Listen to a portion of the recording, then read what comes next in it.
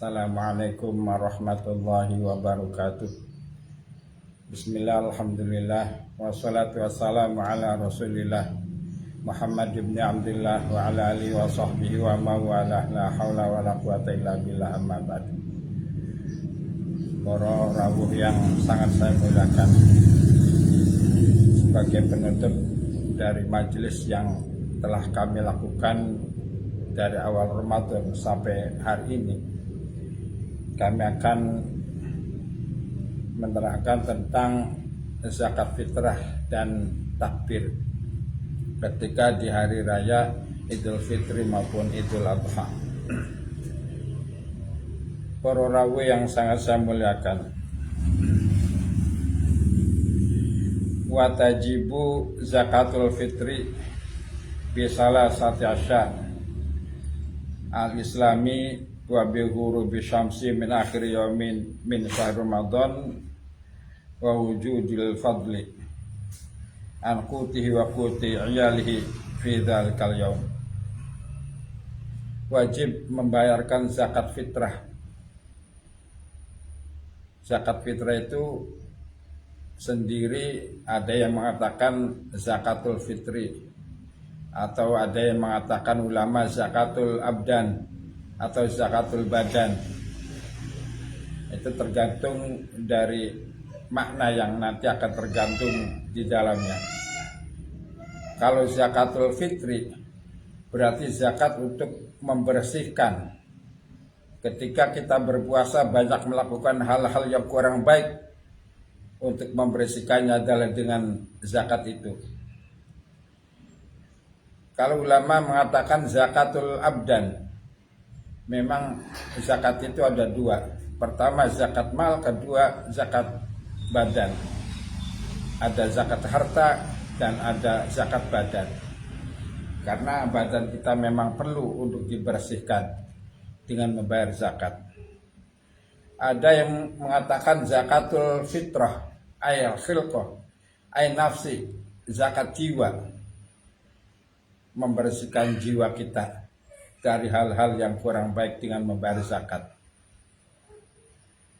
Itu ada 3 syarat wajib untuk membayarkan zakat fitrah. Pertama Islam, kedua menemui terbenamnya matahari akhir dari bulan Ramadan dan awal dari bulan Syawal.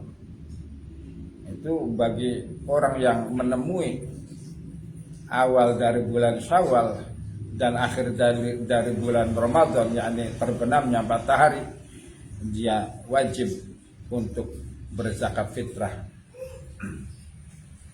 Kemudian wa wujudul fadli an qutihi wa quti iyalihi. Ada kelebihan di hari raya dan malam hari raya untuk dirinya dan untuk keluarganya. Misal di malam hari raya dibutuhkan misal 2 kilo beras, kemudian uang 300.000. Nah itu kalau lebih dari itu, lebih dari 2 kilo dan uang 300.000 untuk dirinya, untuk istrinya, dan untuk kelima anaknya, kalau lebih dari itu dia wajib berzakat fitrah. Dia misal punya beras cuman segitu dan tidak punya uang, tidak punya harta yang lebih, maka tidak diwajibkan untuk berzakat fitrah. Dia tidak punya beras tapi punya banyak uang, ya maka uang untuk zakat fitrah. Ataupun dia tidak punya beras, tidak punya uang, tapi motor punya 4, sementara yang digunakan hanya 3. Yang satu ini wajib dijual untuk berzakat fitrah. Jadi ada kelebihan dari dirinya dan keluarganya untuk malam itu dan untuk siangnya. Itu syarat yang kedua. Kemudian Itu syarat yang pertama adalah Islam, kemudian menemui akhir dari awal Syawal dan akhir Ramadan, yakni terbenamnya matahari, dan ada kelebihan untuk dirinya, untuk keluarganya pada malam itu dan siang nanti di hari Lebaran. Itu ada 3 syarat untuk wajib membayar zakat fitrah. Berapa ukuran zakat fitrah itu? So'an min quti baladihi, 1 sok dari makanan pokok negaranya, makanan kekuatan untuk penduduk negaranya. Kalau di kita beras, itu 1 sok beras wajib dikeluarkan untuk setiap individu. Berapa 1 sok itu? 1 sok itu menurut satu ulama, Imam Nawawi mengatakan 1 sok itu 4 mud. 1 mud itu 1 cakupan beras, 1 cakupan tangan orang dewasa itu 1 mud, berarti 4 cakupan. Berapa kalau ditimbang? Nah ini 1 mud itu 0,75 kilogram. Jadi 1 kilonya kurang. Jadi kalau 4, ada yang mengatakan 0,70 kilogram. Kalau 1 atau kalau 4 mud berarti 2,75 kilogram atau 2,7 kilogram. Jadi 2 kilo 7 on. Itu menurut satu ulama. Ada yang mengatakan 2,2 kilogram. Ya terserah. Saya lebih cenderung 2,7 kilogram, artinya 2 kilo 7 on. Itu tentang zakat fitrah. Zakat fitrah ini waktunya ada 5. Pertama waktu mubah, waktu boleh, yaitu dari awal Ramadan sampai terbenamnya matahari akhir dari Ramadan, itu boleh. Kita membayar zakat di tanggal 1 Ramadan boleh. Kita membayar zakat di tengah Ramadan boleh. Ada waktu wujub. Itu ketika terbenamnya matahari akhir Ramadan dan awal Syawal, itu sudah mulai wajib. Ada waktu fadilah, membayarkannya sebelum imam naik ke mimbar. Jadi dari terbenamnya matahari sampai imam naik ke mimbar, itu waktu fadilah. Ada yang waktu karohah, dibayarkan setelah sholat Idul Fitri sampai terbenamnya matahari akhir dari Idul Fitri itu karohah, makruh. Sah tidak sah, tapi makruh. Ada yang waktu hurmah, yaitu dibayarkan setelah terbenamnya matahari di hari Idul Fitri. Misal Idul Fitri Senin, terbenamnya matahari hari Senin, itu haram. Kalau dia sengaja mengakhirkan zakat, berarti dia terkena dosa. Kalau tidak sengaja karena tidak punya uang dan baru punya uang hari itu, ya itu tidak masalah. Itu tentang zakat fitrah. Apakah baiknya diberikan kepada langsung fakir miskin, langsung mustahik, atau baiknya lewat amil? Ini tentu yang lebih tahu tentang hal keadaan desa atau negara itu ya tentu amil. Perlu diketahui amil itu orang yang diangkat oleh pemerintah untuk mengurusi zakat. Orang yang punya SK dari pemerintah untuk mengurusi zakat atau dari lembaga yang resmi untuk mengurusi zakat, itu amil. Bukan yang ditajuk-tajuk kemudian mengumpulkan zakat fitrah, itu bukan amil, namanya panitia zakat.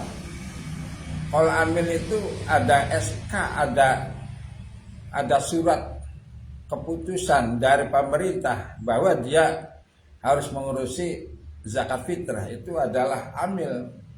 Bukan asal kumpul-kumpul saja, tapi harus ada SK dari penguasa, dari imam atau dari pemerintah. Itu tentu yang tahu seluk-beluknya adalah pemerintah. Amil yang melakukan, ada berapa fakir miskin, ada berapa gharim, ada berapa sabilillah, itu tentu yang tahu ya amil. Maka lebih baik lewat amil. Tapi kalau amilnya misal dinilai tidak adil, ya boleh kita untuk memberikan sendiri kepada mustahik itu sendiri. Kemudian ketika telah terbenam matahari, itu disunahkan kita membaca takbiran.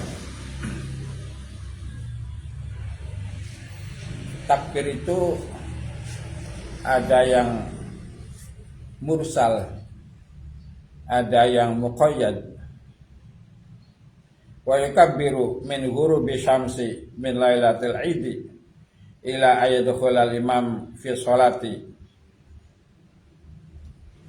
Jadi ada yang mursal dan ada yang muqayyad. Yang mursal itu ketika telah terbenam matahari di hari Id sampai imam masuk kepada sholat Id, baik itu Idul Fitri maupun Idul Adha. Ketika terbenam matahari sampai sholat Idul Fitri atau Idul Adha, itu namanya takbir mursal. Jadi dimanapun kapanpun boleh dan disunahkan untuk bertakbir. Di jalan-jalan Allahu Akbar, Allahu Akbar, Allahu Akbar, La ilaha illallah, Allahu Akbar, Allahu Akbar, walillahil hamd. Di rumah, di mana saja, di masjid, di mushola, di dapur, itu disunahkan untuk membaca takbir. Ketika duduk, ketika berjalan, ketika berbaring, itu tetap disunahkan membaca takbir. Itu namanya takbir mursal. Waktunya ketika terbenam matahari, terbenam matahari Idul Fitri atau Idul Adha, sampai imam sampai sholat, masuk sholat Idul Fitri atau Idul Adha.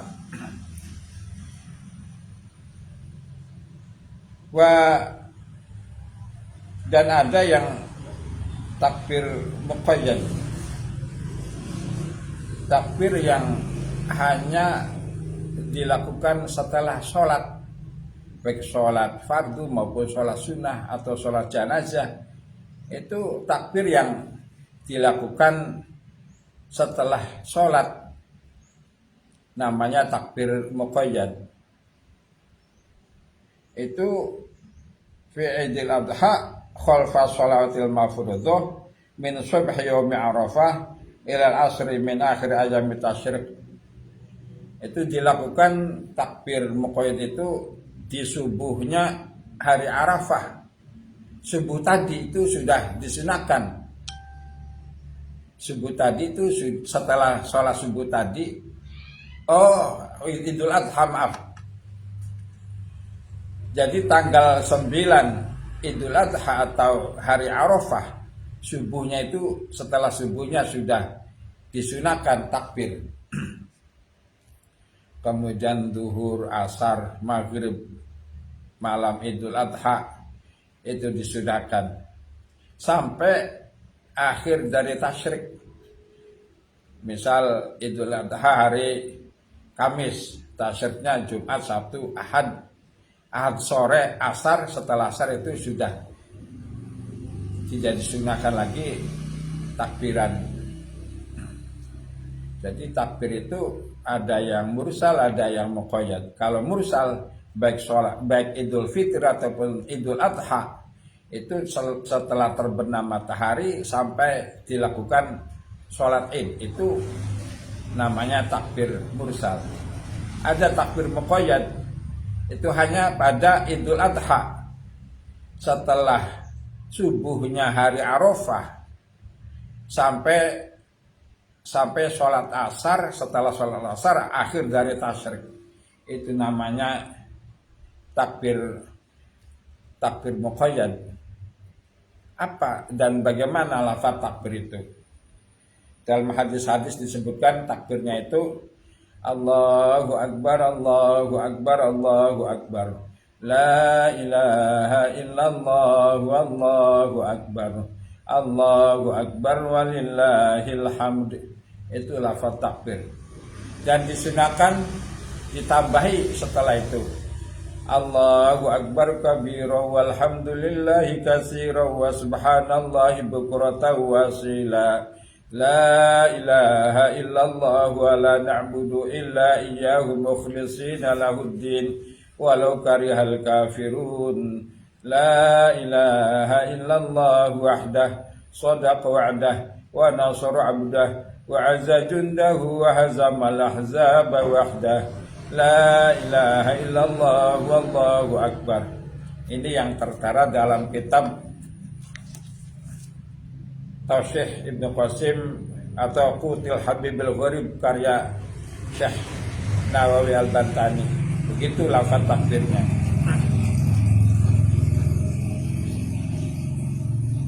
Itu saja yang dapat kami sampaikan. Mohon maaf yang sebesar-besarnya bila dalam penyampaian kami dari awal sampai akhir ini banyak kekeliruan dan kurang sesuai apa yang disampaikan, banyak kesalahan. Kami mohon maaf yang sebesar-besarnya. Kami menunggu kritik dan saran dari para hadirin sekalian. Akhirnya kami mengucapkan taqabbalallahu minna wa minkum taqabbal ya karim wa antum bi khair fi kulli amin. Akhirnya kami mohon maaf yang sebesar-besarnya. Wallahu muwaffiq ila aqwamit thoriq. Wassalamualaikum warahmatullahi wabarakatuh.